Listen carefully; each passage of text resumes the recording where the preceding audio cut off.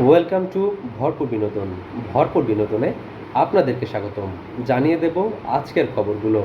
দাদাগিরি দিদি নম্বর 1 এর শুটিং সেটে ভয়াবহ আগুন, জানিয়ে দেব বিস্তারিত।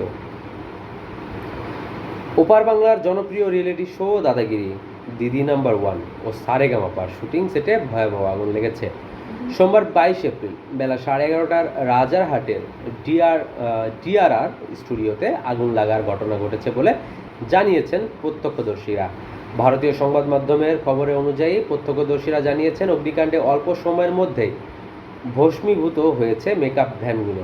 এর আগে দাঁড়িয়ে থাকা একটি মেকআপ ভ্যানে আগুন লাগে, সেখান থেকে ছড়িয়ে পড়ে আগুন, পাশের একটি টিন শেডেও পৌঁছে যায় তা।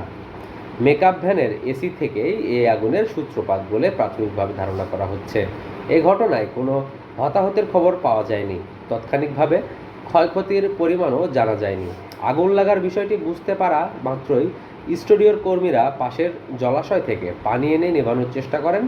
এর মধ্যে ঘটনাস্থলে ফায়ার সার্ভিসের কর্মীরা পৌঁছে যান, কিন্তু ফায়ার সার্ভিসের 3টি ইঞ্জিন পৌঁছাতে স্টুডিওর মেকআপ ভ্যান 2টি ভস্মীভূত হয়।